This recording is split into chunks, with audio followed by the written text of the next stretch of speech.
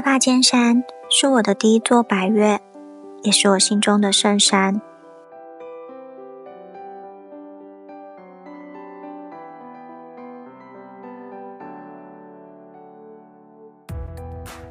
2021年11月，我鼓起勇气辞掉台北的工作，转换跑道，一个人来到登山口旁的观雾山庄，展开新的生活。看着云雾缭绕的圣人线，在森林中跑步训练，在这边有太多美好的回忆。离职前夕，当作毕业旅行，伟哲带我走了一趟大坝尖山，好像被开了什么开关，心中是满满的感动。从此，我一脚踏入3000公尺的高山世界。这支影片是在1年后的杜鹃花季重返大坝，3天2夜的登山记录。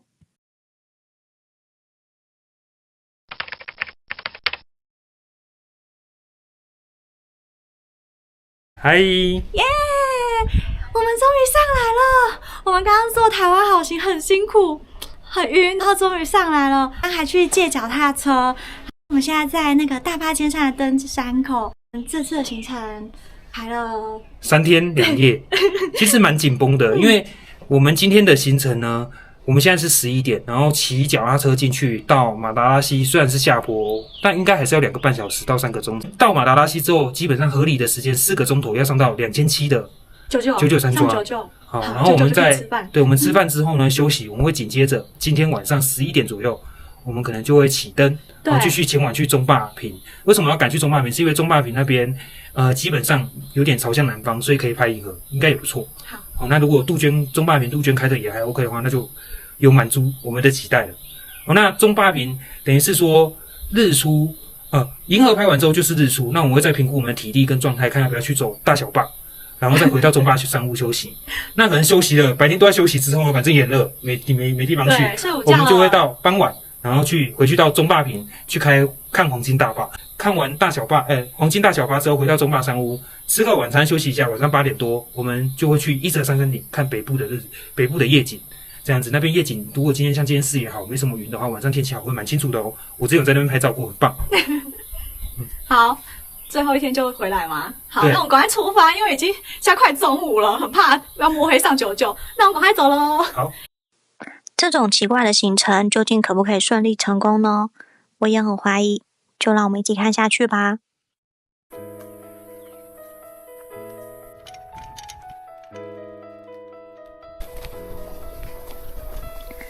东线骑脚踏车真的是给我一个震撼教育，这跟平地骑 U-bike 完全不一样。路面上有很多坑洞石头，加上背了很重的背包，骑上坡真的是快死掉了。现在遇到一个陡上坡 6.5K， 上坡就用牵的吧，要不然踩起来也不轻松。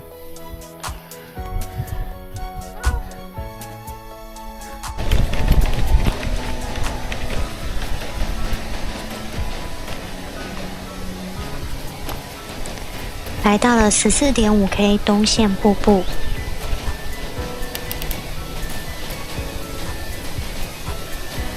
东线瀑布到了，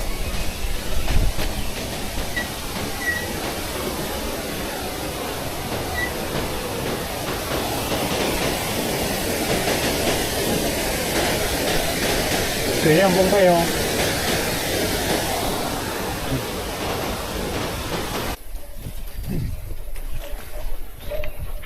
最后2公里是陡下，车子一直疯狂的震动，加上背包的重量，要很小心的控制平衡。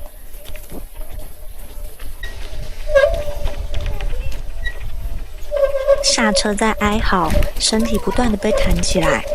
下坡溜得很开心的同时，也不禁担心，那回程我不就是牵车要牵得半死？真的是这趟行程的大魔王。OK。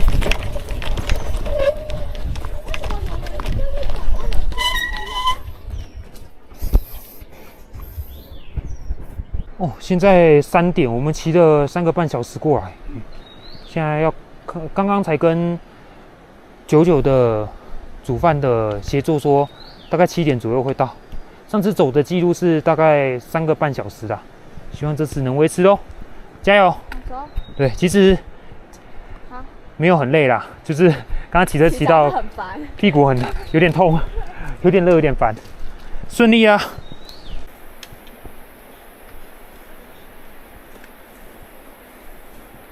这边下去就是后面就是19K 的公寮。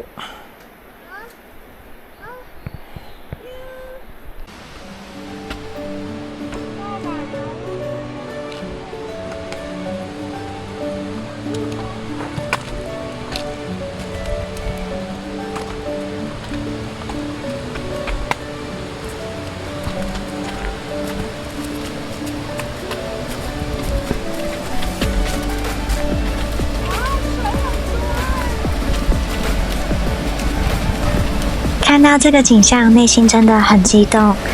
阳光打在马达拉溪朱红色的铁桥上，滂沱的溪水声，我又回来了。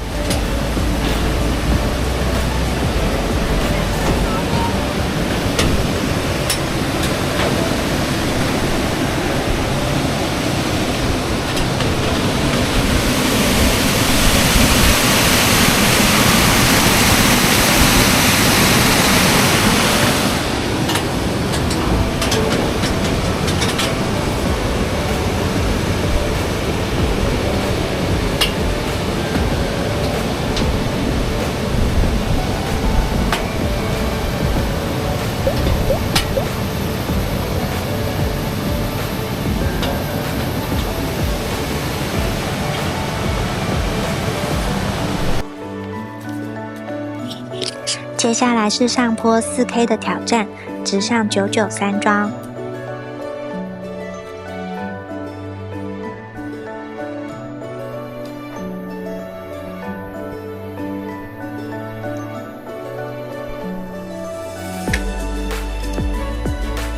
再大概3分钟，我们就到景观台1.6K 了。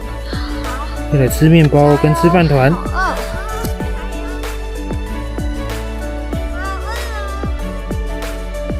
漂亮，我杜鹃花。这应该是开过。对。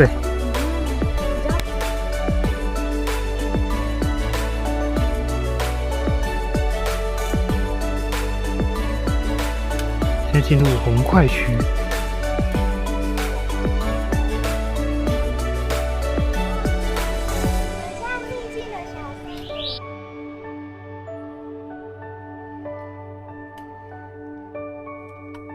小泪饮，对，因为什么它会攻击我眼睛？因为眼睛分泌一些盐跟分泌物，它就会被吸引，然后它就会一直去抓你眼睛。对，真的要说，就是从骑脚踏车的时候，它就一直疯狂冲我眼睛，然后走树的时候，它也会一直冲我的眼睛，真的是无解。只有现在傍晚阳光照在森林里面，可以疗愈一下。真的。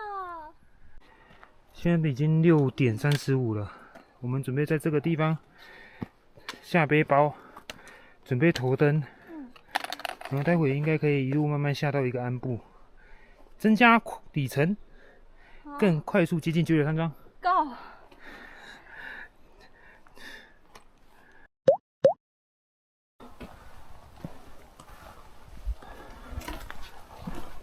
晚上7点，我们在黑暗中抵达了99山庄。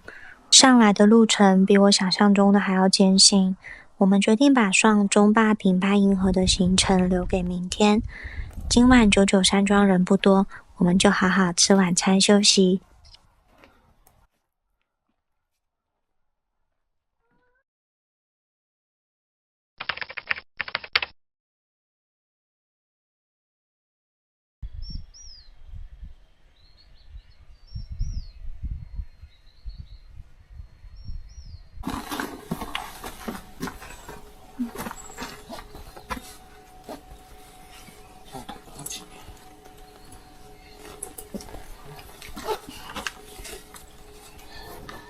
早上8点，告别了温暖的99山庄，回想起昨晚认识的新朋友，大家开心的聊天，不知不觉聊到好晚。好，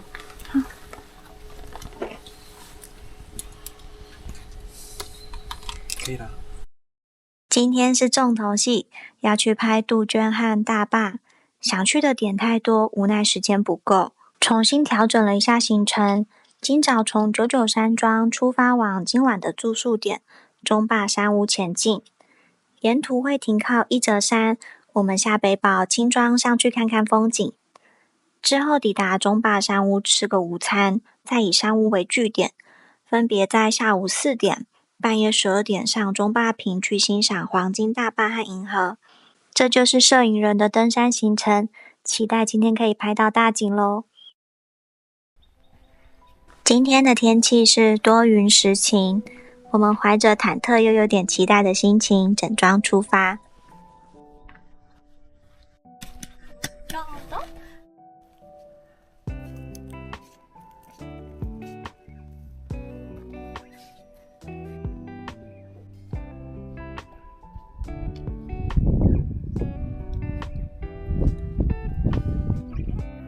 我们到嘉利山了，登山口。之前1月的时候，就是今年啊，这里下很多雪哦，白茫茫的一片。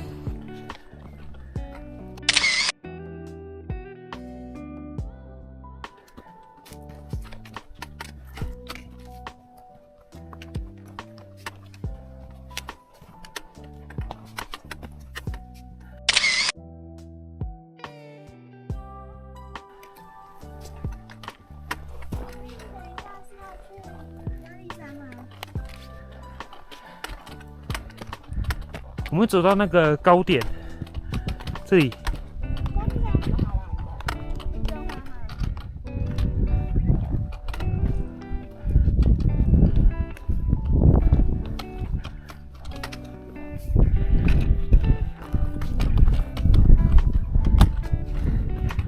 我们来看圣人线，还有大小坝。终于云散蓝天开，过了嘉利山登山口后，大坝的小帽子就出现在我们的眼前。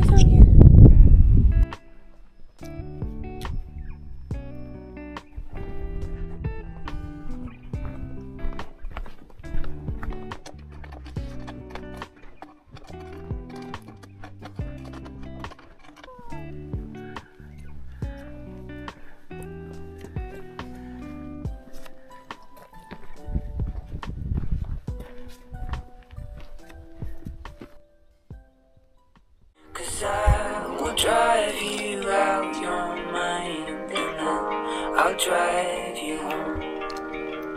And as the fire slowly dies.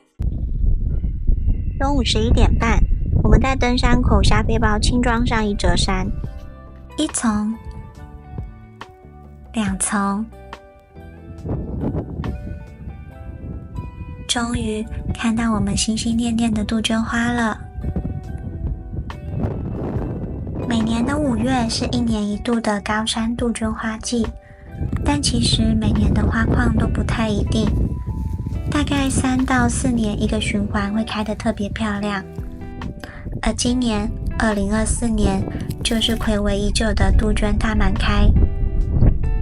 一折山的花况比我们想象中的还好，不禁也默默期待着中坝坪的那些老杜鹃花丛们是不是也热闹地绽放着呢？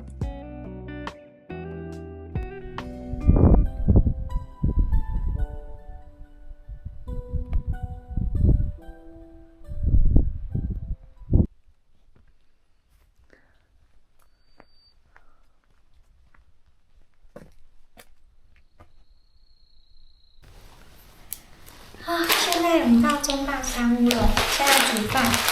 这边有一个炊饭、干燥饭，但这个很少，吃不饱，所以我们加了很多米跟水，等一下再丢一些蔬菜进去，跟这个炊饭一起混着煮。哦，好香哦，咖喱味耶，是咖喱味。看一下这个咖喱口味。玛莎拉好像就是印度式的咖喱，我其实吃不太习惯干燥饭那种粉粉的口感，但这个调味真的是太强大了，所以用它来当基底，再加了很多米进去煮。再切一点蔬菜进去。这次把家里的剩菜都带上来了，有红萝卜、菇菇，还有玉米笋，全部丢进去就可以开煮喽。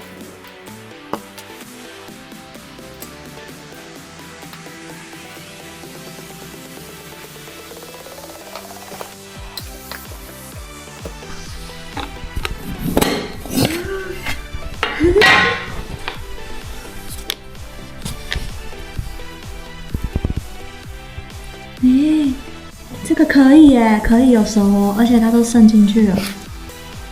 最下面的。好，开吃了，耶！太好了。现在刚睡饱，然后我们要从中巴山屋离开，去中巴坪，看有没有机会可以开到黄金色的大坝。其实现在有一点起雾，但希望等一下可以看到不错的景。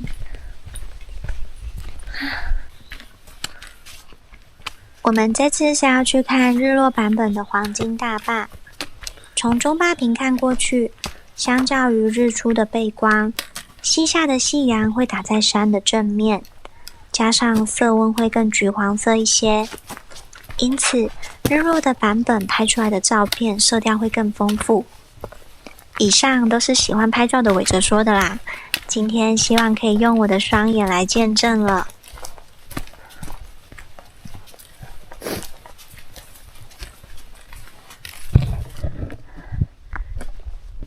走了大概20分钟，现在上中坝坪了。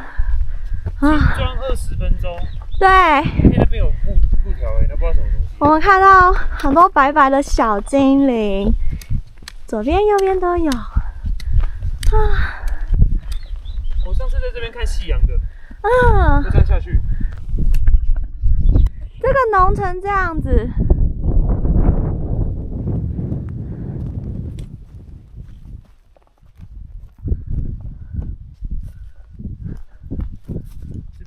这都可以煮。对。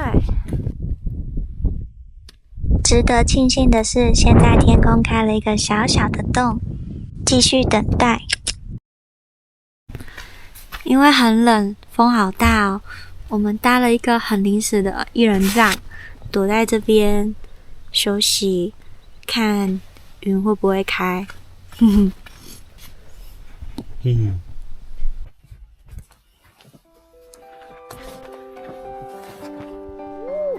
我们现在先散步一下，因为云其实没有很厚，所以等一下有机会，我们先来看云海。这面都没有什么雾。有，我们上面，你看你右上方。右上方。哦，开了，开天了。现在看到品田山还有一点点大坝了。东边都出来了。这，快点！你看这边，正光。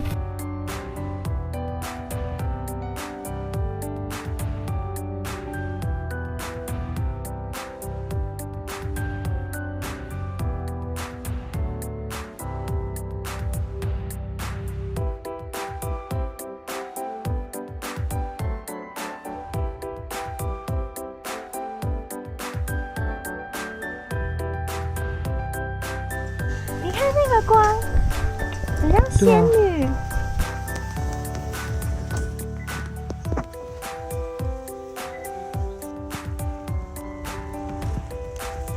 哦，大坝好大，天气耶，好猛哦！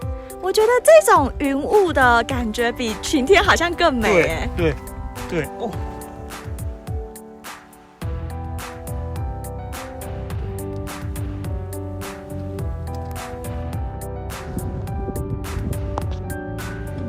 你看这画面，这样子，这个。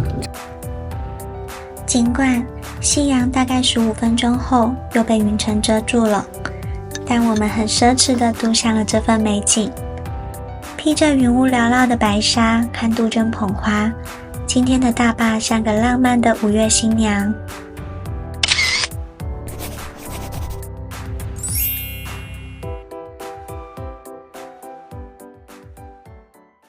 我们现在回来中坝山屋了，现在大概快7点，天还有点微亮，但应该很快就下山了。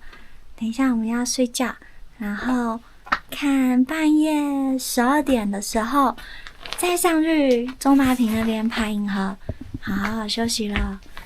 完全睡不着。好黑啊！现在快12点了啊，什么都看不到，但是感觉，有星星吗？今天是一个很特别的日子，今天是5月8号，是新月，所以今天不会看到月亮，应该很有机会可以拍到漂亮的银河。现在我看天空有几颗星星，因为云实在太厚了，所以我们在这边等待看有没有机会看到。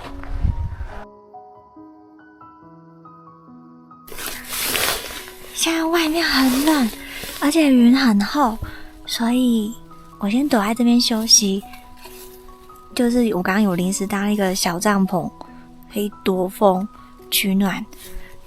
然后我今天的工作就是要负责补光，那伟哲现在在那边调他的镜头对焦，那等一下有需要帮忙他会 call 我。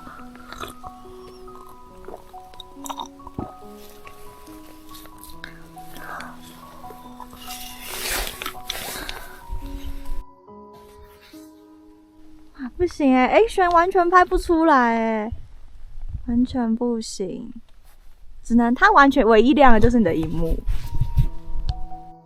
外面太冷了，风好大，我又溜回来了，不到10分钟吧，现在满天星斗那个云全部都散开了。看到银河，它刚好就在大坝的斜上方，很像小烟囱，然后正上方是那个天蝎座。就是今天太适合拍照了，因为今天完全没有月亮，整个就是非常的灿烂。我还看到两颗流星吧，然后大坝的正对面是可以看城市的夜景，这真的是太美了。像伟哲他再多拍几个镜头，那如果顺利的话，应该1点前就可以离开了。太好了，今天真的很美。先煮个国宝热茶喝，国宝茶，然后加上蜂蜜。对，我们现在很需要超冷，热水的抚慰。好，我要把它我们现在在看照片，刚刚还用我的运动相机，竟然也可以拍出大片，好生气哦！我现在像秃头了你刚刚我们已经冷到开始胡言乱语了，但海拔3000公尺的星空真的好美好灿烂，大坝还有圣人线的影子清晰可见，一种寂寥又遗世独立的感觉。但往另一边看去，又是城市的文明灯火，很难想象我们是在同一个时空。小小的 Action 4也可以拍大片哦，这个是城市的夜景。这是大坝和勉强拍出来的银河。最后，这是伟哲用尼康的 Z7 拍出来的作品。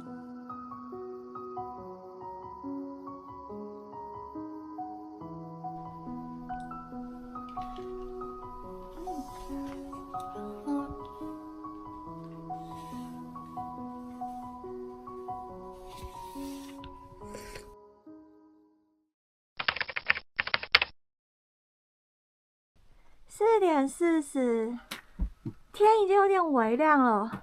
我们现在要告别这个温暖的中坝山屋，拜拜。